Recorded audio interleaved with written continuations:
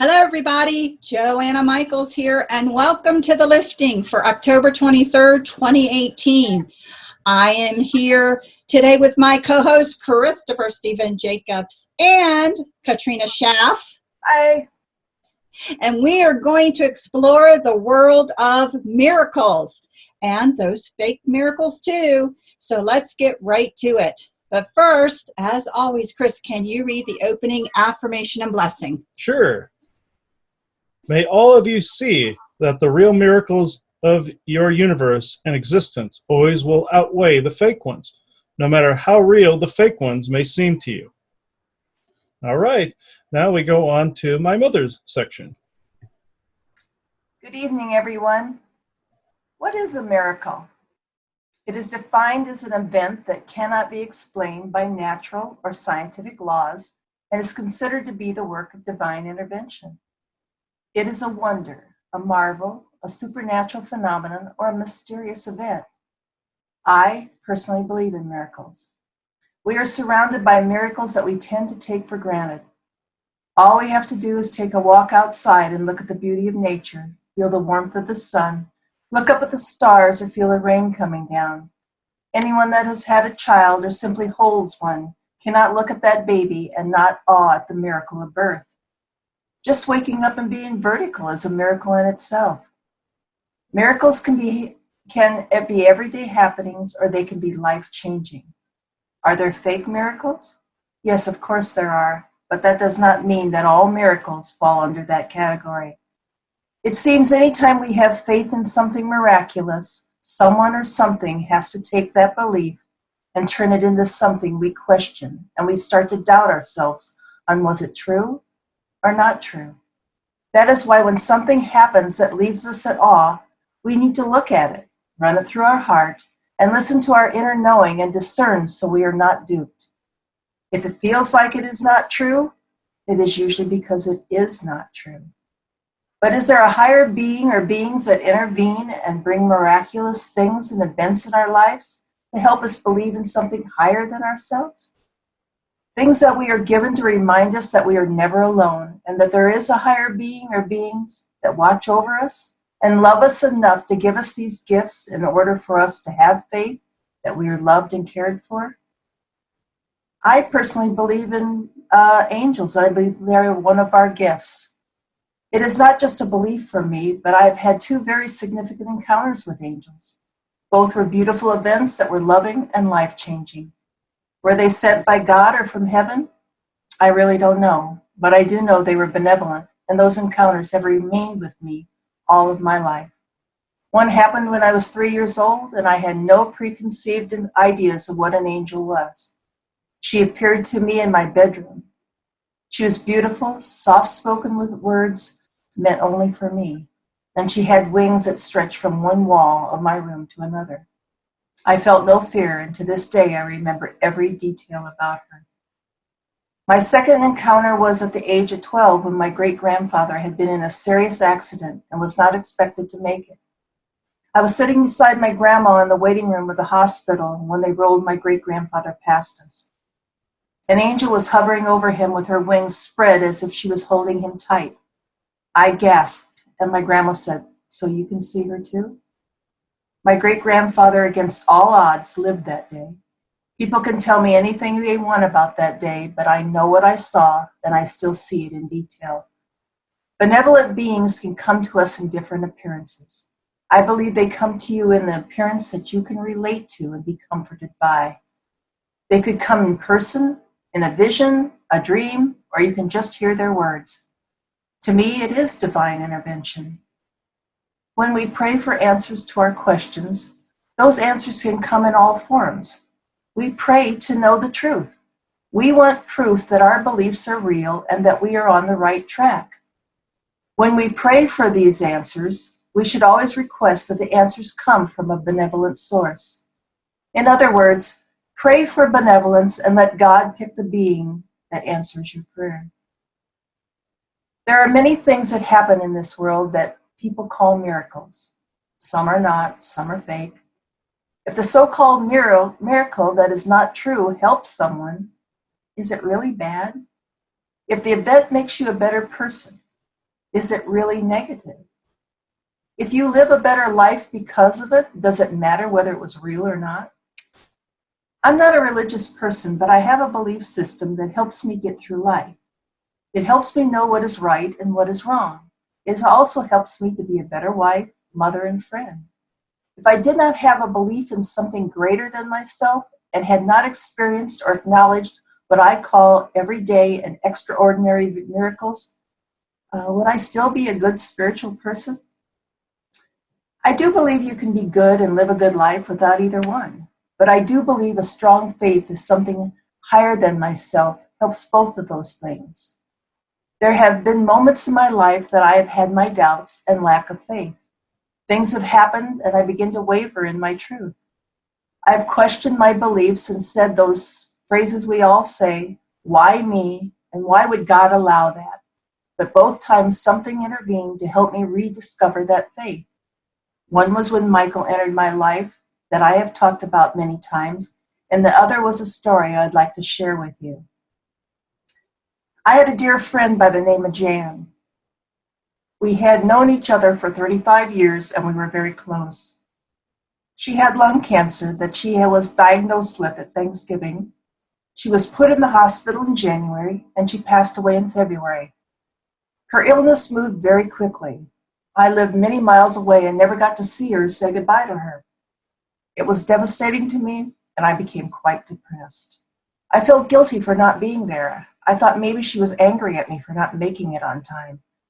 A year passed and I still was feeling that I had not been a very good friend for not making a faster effort to be there for her. I was feeling a little tired and a little sad and decided to go lay down for a while. I was thinking about her and I was wide awake. I was not having a dream. I was not sleepy or nodding off in any way. All of a sudden, the energy in my bedroom changed. It felt warm, loving, and very soothing. I looked over at my bedroom door that had been shut when I entered, and it was now open. I felt a strong energy come through that I recognized as my grandmother, but I could not see her. I could only feel her energy. I then looked back over at my door and saw a small woman in a short robe with blonde hair that looked like it was starting to grow back in. I knew it was Jan, and I said, "Jan, is that you?" And with those words, she moved quickly to my side and then climbed into bed with me. She put her arms around me and squeezed me tight. I felt her skin, the bones in her skin, her hair that was starting to grow back, and I felt her heart beating. I told her I loved her, and she spoke and said, "I love you, and I miss you too." With that statement, she disappeared. I lay there for a long time running what was just happened over and over in my brain. I knew it was real and that it truly happened.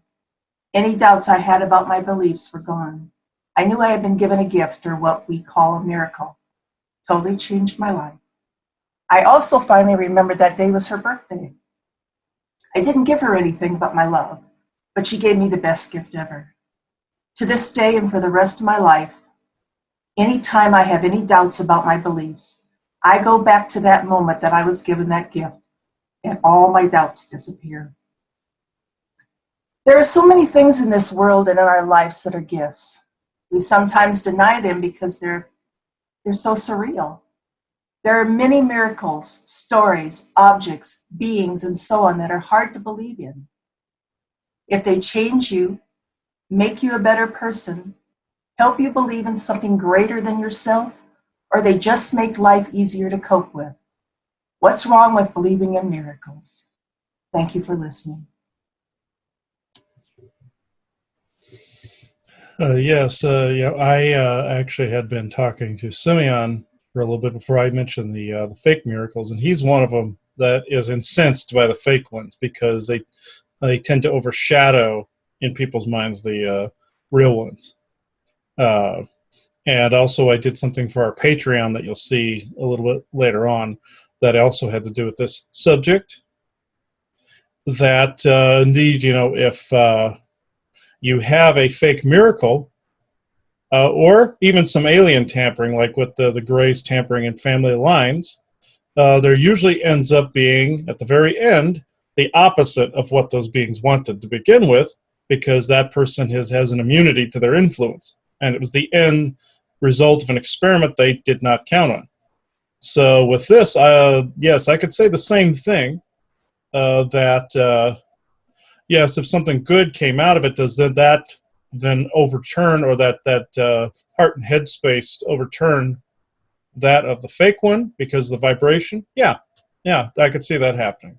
But still, be leery of what I'm about to say. We get right to naming the types of fake miracles out there. There are plenty of them. And Simeon told me a while back about a lot of these, and I suspected this all along. Bleeding and crying statues. We have all heard of this phenomenon, quote unquote, before, but I can tell you now that this is nothing but an alien hoax. Higher forms of technology have been used for centuries to trick people into religion and worship so that another party might take control of the masses. This has most certainly passed over to the modern day world. These statues are being remotely controlled by an alien source in outer space, in the inner earth, or from a military base in order to keep people from seeing that they themselves have the power they seek from alternate sources or worship. Think for a moment, if you will, to your cell phone. Would you worship it simply because you receive a text? No, of course not. You know that it is technology, albeit controlled as well, but I digress. These statues and idols have a way of transmuting matter to energy, which means one moment it could have no tears or blood running from it, and the next it could be bleeding from the eyes. Jesus' stigmata, both in statue form and the human form, fall under this category. And that leads me to stigmata. We have also all heard of this one. Those people who suffer the wounds of Jesus Christ himself, all the while getting entangled in an energy they know nothing about. Once upon a time, there was a duplicate of Jesus that died for everyone's sins, quote unquote, taking energy and free will with him. This is one of the ties that bind people to worship and giving away their light and life force in an effort to stay programmed. Granted, this happened in all of the major religions, but for this, I'm talking about the wounds of Jesus. In the MyLabs, 2 programs emerged, one to disrupt scientific pursuits on Earth so that no one had the right information or formulas, and the other, religious pursuits, or as they called them, the Miracle Squad. In either one, the children were recruited to take part and become this form of distractor agent for society. Inborns and program people fall under this as well, but for this specific information, I will hone in on the miracle workers. These poor children sense that they are special above all others, and that they will carry the word of Jesus Christ or some other religious deity. Aliens have put this thought form in their head, as well as technology within their hands and feet to coincide with the supposed wounds of Jesus. How these implants work is how all implants do. They are timed ailments, but in this case, timed miracles. These children, in most cases, are indeed gifted with enhanced psychic powers, but that is immediately overshadowed by the technology. At the timing the aliens have implanted in their head and programmed the technology, these children can either heal someone instantaneously with a touch, i.e. implants, or bleed from the palms and feet. In both cases, these are fake miracles.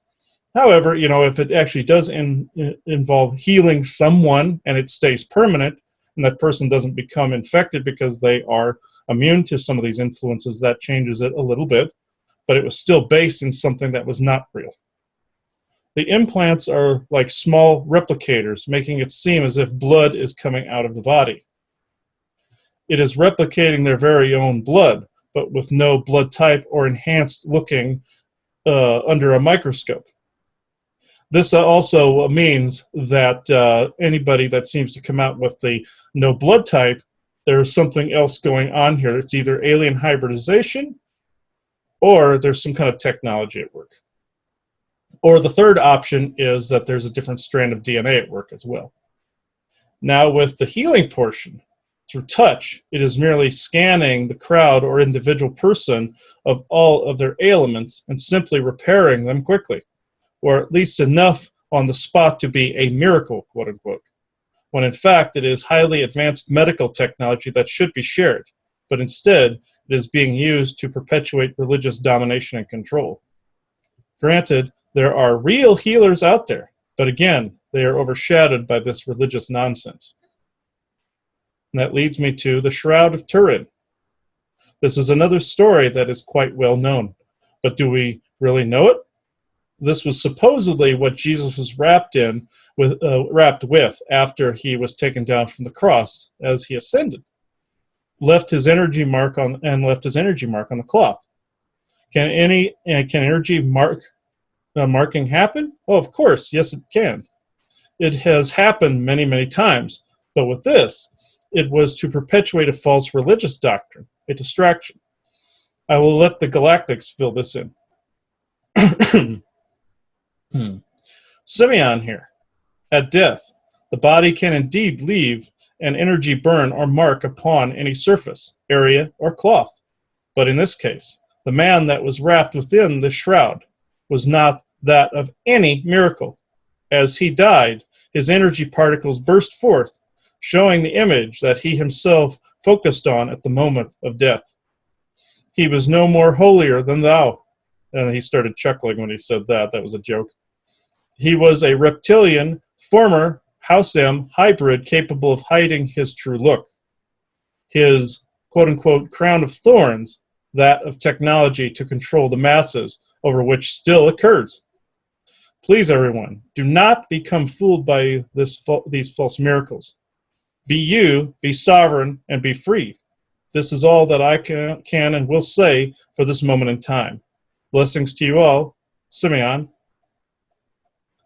All right, we go now to the crown of thorns. This piece of technology is no different than the stigmata implants, but is a bit more complicated. These can arc across time to a past life or an ancestor. Say in a past life you were an underdog, someone who is not taken very seriously. Then one day, a quote-unquote saint, god, or angel comes knocking at your door.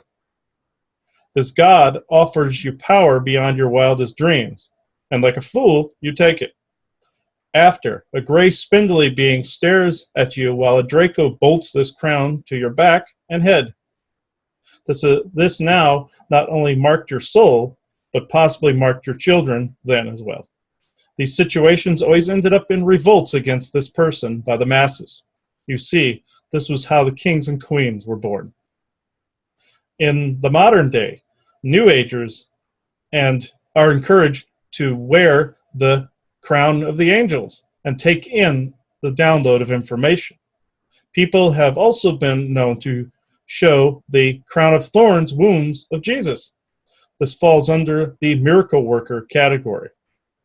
I believe the source of these falls under one of the 5 layers and the demon chairs, or the chair demons from the previous episode. Throne equals crown equals king and queen equals royal bloodline. Chimeo dirt. This is one that I have direct experience with. Years ago, my mother and I went to the chapel in Chimeo, New Mexico to go see the holy dirt that always had a seemingly never-ending supply. The legend surrounding Chimeo says that someone found a wooden cross in an obscure spot in the desert and was told by God to build a chapel on that spot. It was quickly noticed that the dirt was in the hole under the cross and it never ran out. It was and has still continued to be considered a miracle that this dirt heals the sick, wounded, and lame. However, when I asked the forest people what this dirt was, they told me that it was pre-programmed biomatter, meaning it was dirt that was programmed to move and take whatever shape, size, or position that was required of it. When Joanna and I went to Chimeo, in the years since my mother and I went, it has turned into a complete tourist trap. The complex has expanded by quite a bit since I was first there in 2003. There was even a green Jesus to top it off, a statue. It was pretty disgusting, folks. Upon getting close to the grounds, I heard a voice or presence call to me. I did not know the source of the voice, but I felt it was related to the dirt. Our reason for being there was that I wanted to collect a bag of the dirt to create an orgone antigen for this pre-programmed biomatter. Upon entering the chapel, I saw dozens of people crammed into this tiny room and surrounding areas.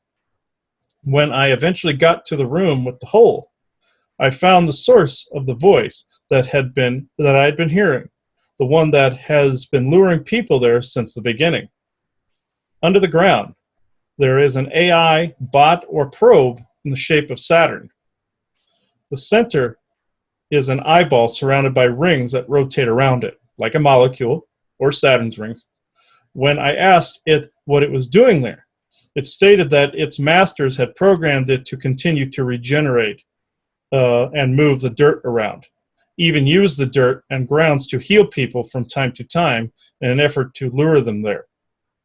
This voice or presence can even call to people over great distances, especially if the place is recorded or filmed and it is aired. Okay, I'm just going to reread that.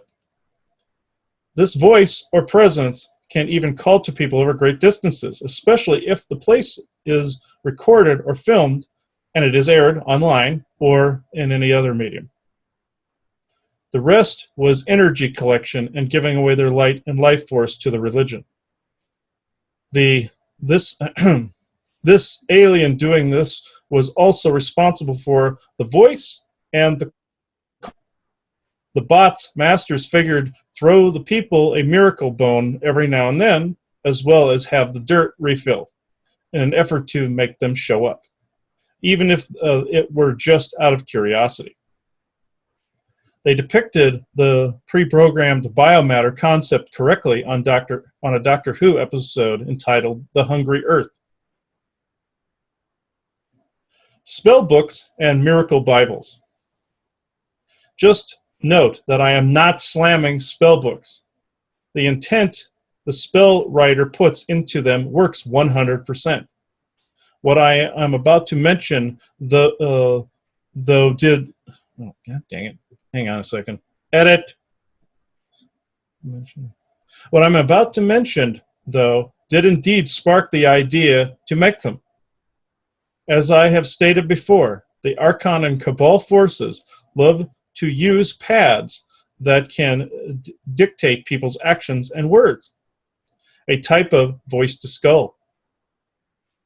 Now, turn back the clock several thousand years and think of the same technology. Mixed with the soul trap tech, this deceptive form of tech was quite dangerous.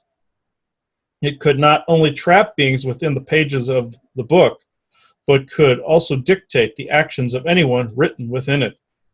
These were disguised tech in the form of an old book. All the user had to do was write a person's name within it to control them. Power in a name. They could also use the book to enter people into soul traps as they died. This is also where St. Peter and his supposed Book of Life came from. Again, a trap to ensnare people into a false religious paradigm. Once the soul was trapped, they would see St. Peter giving them a false life review and sending them to heaven or to hell, depending on how they lived their lives. I believe the three judges of Tartarus in Greek mythos fall under this as well, as does the supposed Tablet of Destiny in Sumerian mythos. I also believe that early man saw these books and believed so strongly that a spell book written could control fate and destiny. A cargo cult, if you will. However, as I have previously stated, the intent put into spells always works regardless of whether or not it is technologically based. Also, one can trap demons within fiction, as I once did. Miracle Bibles fall under this category. I recently found out a Bible that secreted oil. This has all the earmarkings of misused technology. Need I say more? Joanna? No, you've said quite a lot. And so, yes, fake miracles exist out there. And I do always think about those particular healing ministries that Chris was talking about that have duped people out of their money for a long time. And I actually think about what Katrina said. If, something negative maybe occurred or a deception, but it turned out well, is it really bad? It's a conundrum, honestly, that we're in when we think about this. Because what if somebody really was healed? But what if it means they continued worshiping and worship more, and then they were giving their energies away even more? Which way do you go? I'm not saying that we have the answers. I am just pointing out that it's difficult. It is difficult to tease all of this out. But all of these different concepts are what we're trying to bring up for everyone to have a better understanding of it all and how complicated it actually is. And then I also ponder throughout history how many potential disasters, be it maybe societal or political or apparent natural, that were diverted at the last minute as a plan to keep people focused on something that was not really for their highest good. And I am sure there are many of fake miracles falling into those categories as well. Mm-hmm. But I actually want to focus on what are, again, real miracles to me. For me, some of these miracles can actually have a true explanation, but it is still so amazing just to me personally. Something that seems to reiterate that there is so much more to our understanding than we currently know. So let me start simple. A seed turning into a plant. I have actually been amazed by this all of my life, and it continues still to this day. I have cut open lima beans, and there doesn't appear to be anything special inside to me. So how does that seed grow into a plant? I know the logic, but it still amazes me. In my there must be so many different cellular things that must click on and go right for all of this to occur. So to me, it's a miracle every time. So, as even Katrina mentioned, if I think a seed to a plant is amazing, then you can probably think, I believe, a baby being conceived and growing to be born is a miracle too. And yes, in my opinion, it is. I have 2 children, and when I would look at them as newborns, I could not see them actually fitting into my belly, although I know they did. And how the cells know exactly what they need to be as they were formed, I have never been able to get over this, and I actually hope I never do. But the main story I want to share with you, the main one, although I'll share a few, my miracle story makes me actually tear up to this day. And as I was writing this down, I was blubbering through it. So I am hoping that I can actually make it through this without blubbering to all you guys as well, but we'll try. In the early years of my nursing career, I worked in a hospital on an ortho-neuro floor. On that floor, we had several isolation rooms with a sub-room between the hallway and the inner room where the patient was.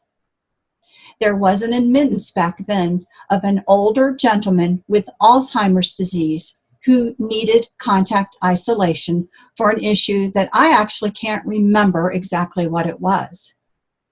The sad news was that this gentleman was not expected to live and expire during his stay. I had this gentleman 2 days in a row.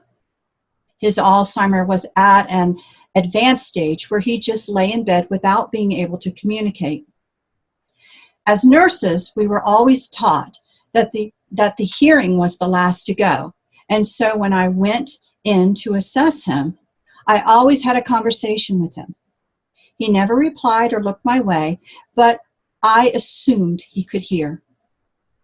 This gentleman had a wife that came to visit him during the stay.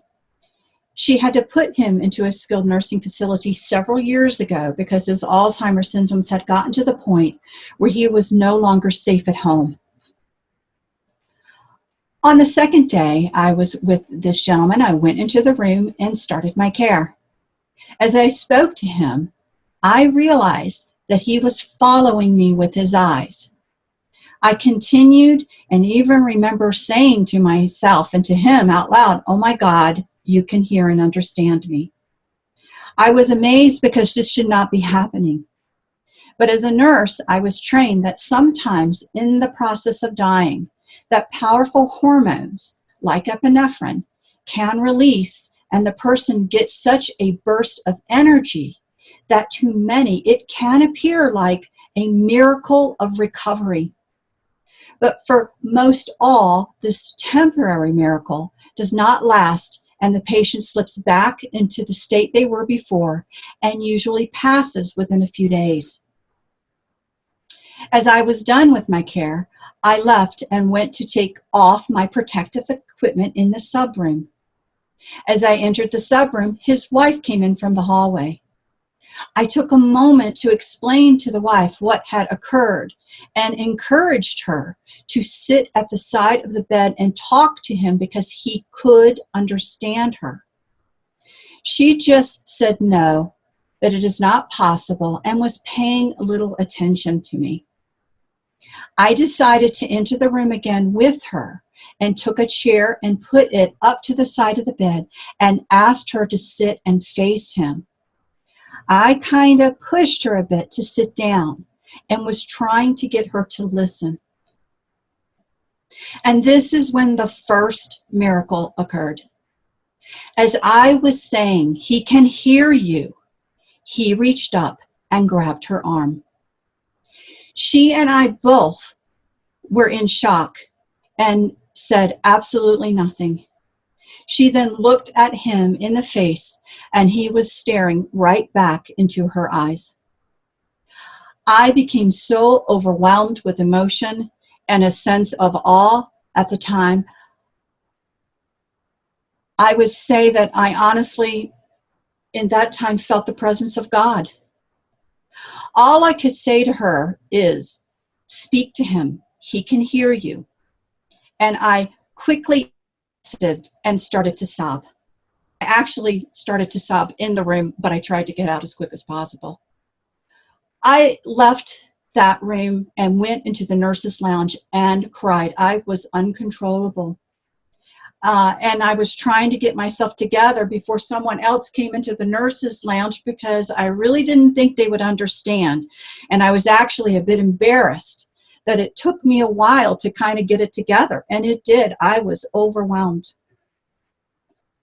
So if Miracle 1 wasn't good enough, I was surprised again by Miracle 2.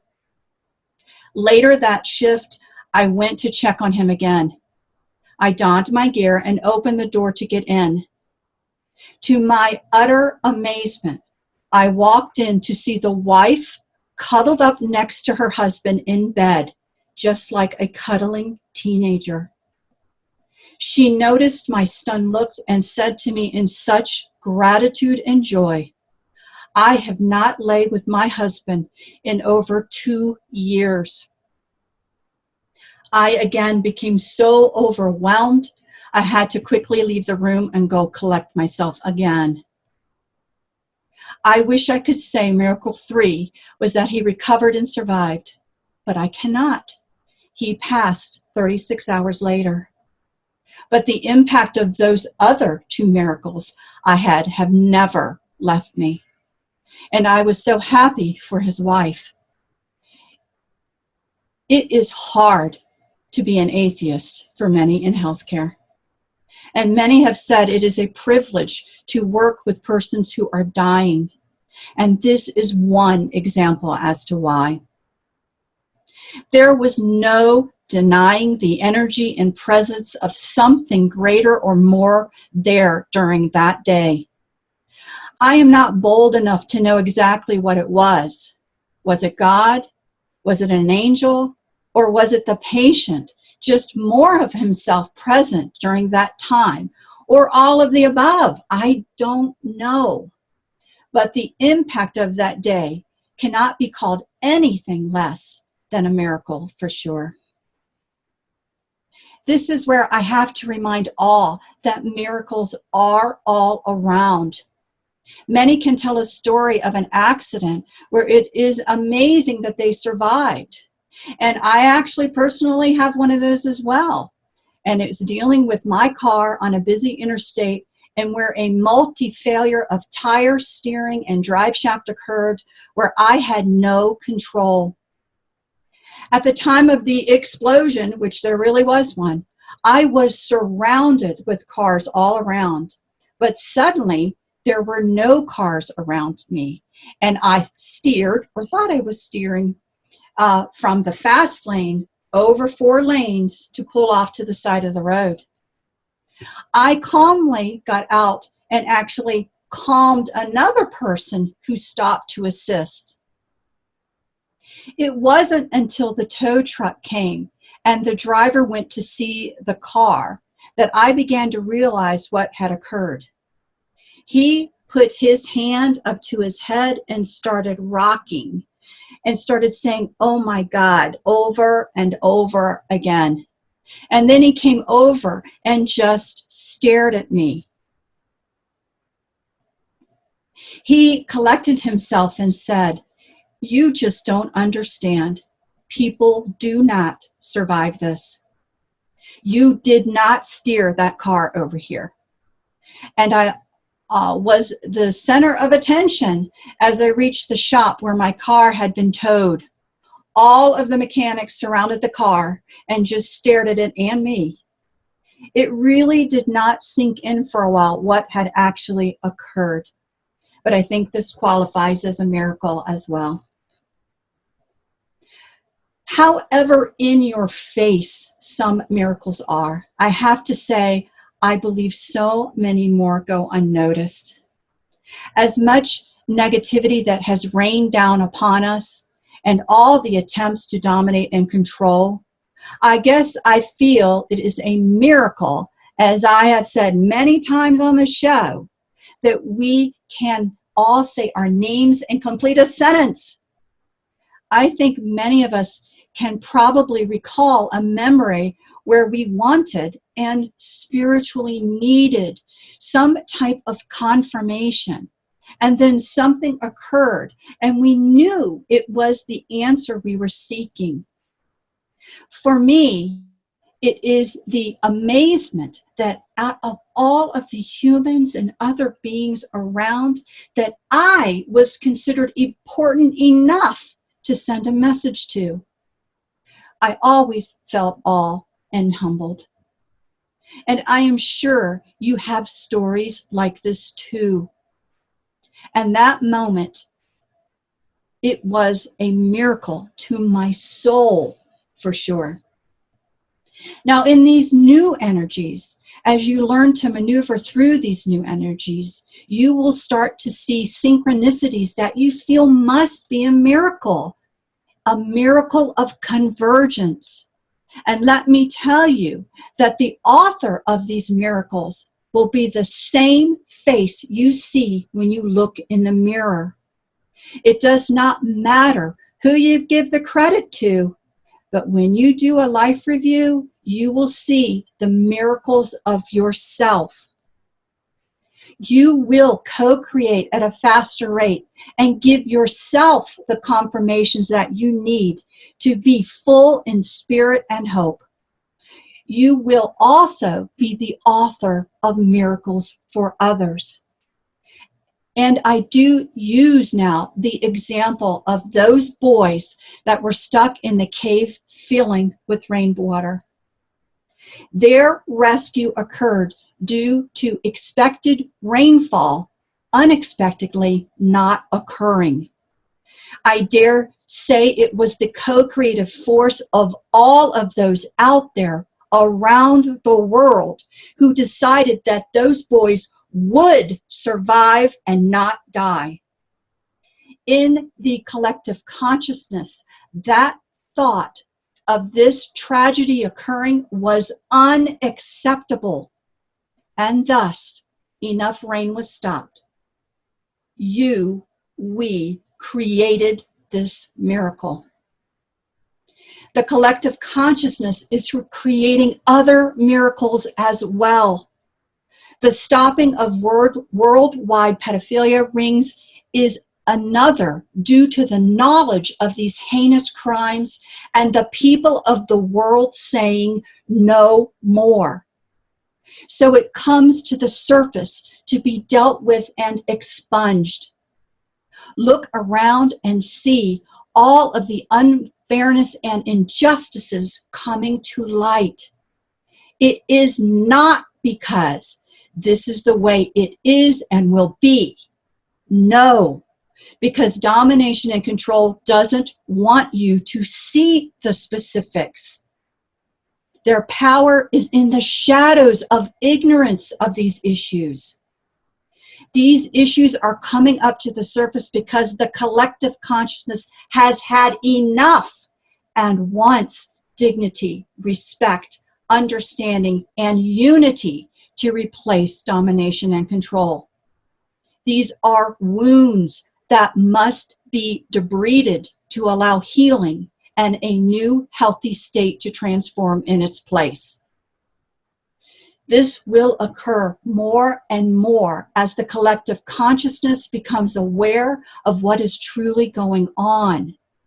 This is why we are the miracles we have been waiting for, and there is nothing that can be done to stop us. See yourself differently.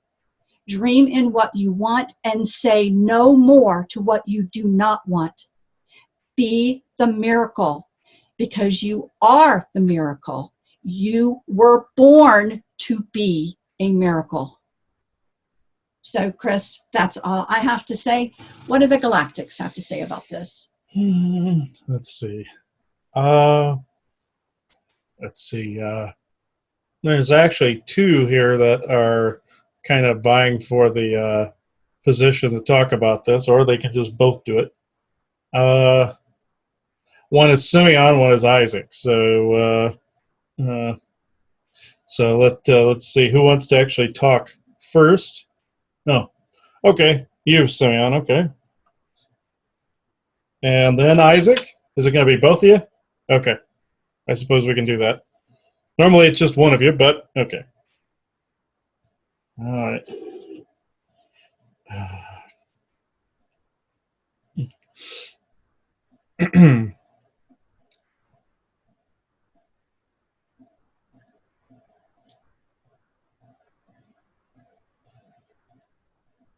I must be brief in this because there are certain attentions given in this subject that I too, as he said, am incensed by. But I agree with both sides of this argument. The fake and the real. And real miracles stemming from fake ones.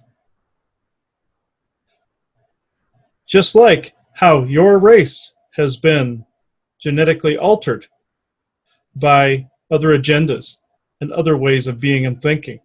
Yet, there is a result stemmed from this that none of these farmer races and geneticists have counted on.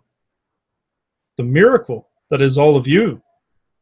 Because you've come in with a mission, even if you were stolen from a place out in the distant cosmos and omniversal situations.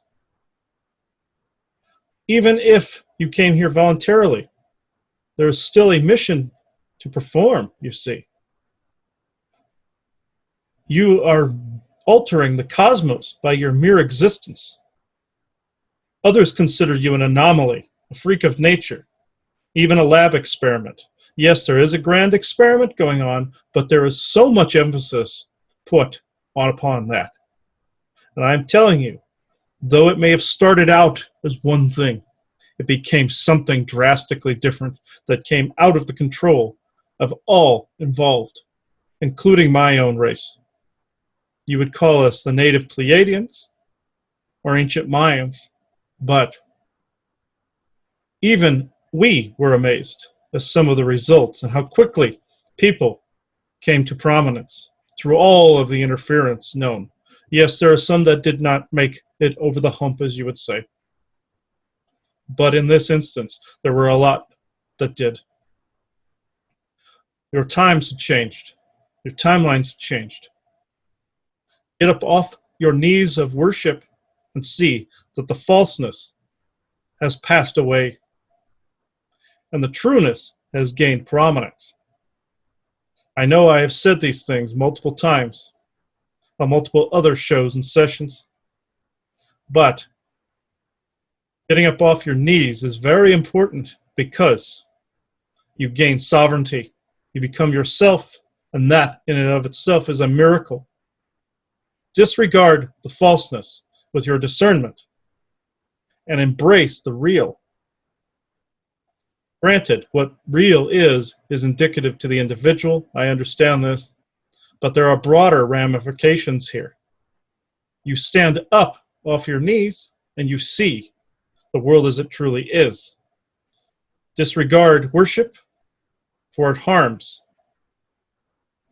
Disregard fake miracles, because they have dropped off the evolutionary scale in favor of real things that have not only stemmed from them, but are not as overshadowing as they were even so much as a month prior to this recording. My name is Simeon, and I thank you.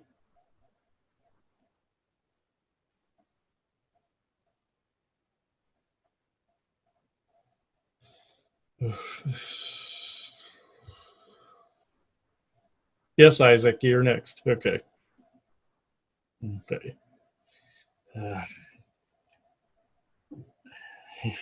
And Simeon just pointed at him and said, keep the obscenities to an absolute minimum. Okay.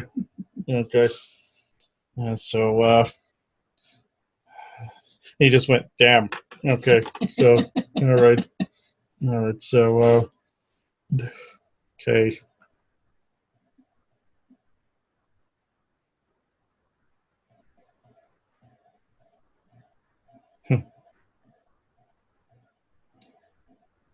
In this day, you call this the age of magic. Miracles come along with this. Even if there is a technological basis behind such miracles, it is because you have ascended to that thought pattern which allows you to understand that technological base in the first place. We were all surprised when people began to see the fake miracles and the real ones and understand the scientific processes behind the fake ones. This is a miracle that stemmed from an obscenity. This actually gives the middle finger to the falseness and brings you into a state of sovereignty. This combines you into a whole being, one that is not as susceptible as certain beings out there need you to be. These beings need you to be in a state of subservience. No, subservience is not the way of things. Is it a right to serve your community and help others? Yes, but help yourself become prominent in sovereignty first. This may sound selfish, but how can you help another if you are carrying with you the baggage and the garbage of worship? Think about this. Yes, there are good churches in your neighborhood. Yes, there are people in these buildings doing good. There are also people in scientific pursuits and in doctors' offices and the like doing good things. But making yourself more knowledgeable about the things around you and seeing things as they are puts you in a state of sovereignty that you were not in prior. Know that both your religious side and your scientific side have many flaws that must be ironed out, many distruths and lies that have been placed within both of them, such as the fake miracles on one side and the wrong template in which all science on your planet is based off of currently, within the public eye, that is. Know that your textbooks, even your mathematics, have errors within them. This is how there are also errors woven into your medications and the like, because they are based off of an incorrect template. This makes it so that some of the real harmful things that are included in these pharmaceuticals can be placed within them. But you being aware of these things at this crucial moment in history and shedding these layers of oppression and shedding these layers of seeming servitude and slavery, seeing yourself as something different, is a miracle in and all of itself. This means you have come more into prominence. We are not bashing those that have not. This is what the splitting of the densities that you know of it as is for. Those people have a right to their expressions, but at the same time, so do you. So, with this, I can end this particular line of questioning. I am Isaac, and this particular moment is not a time for joking, but for serious contemplation. I cannot promise about the future. Thank you.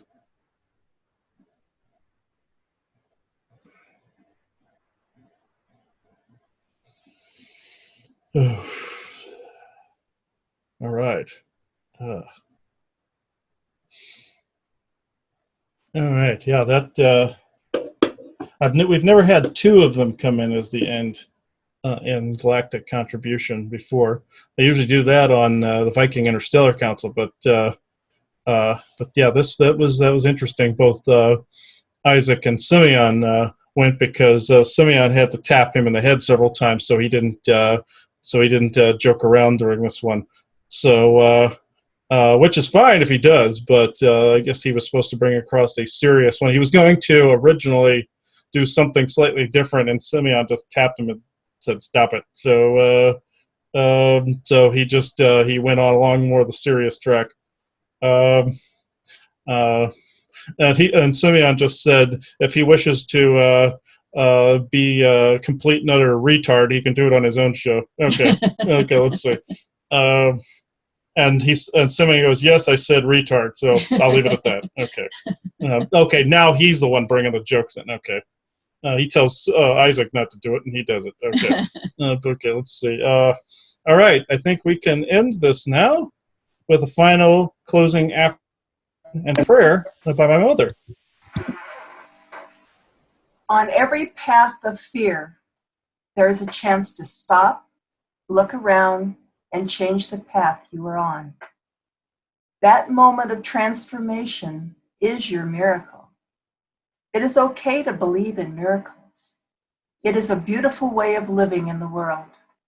It highlights our joy, and it eases our pain. All right, thank you. Well, thank you, everybody, for joining us tonight on this wonderful topic.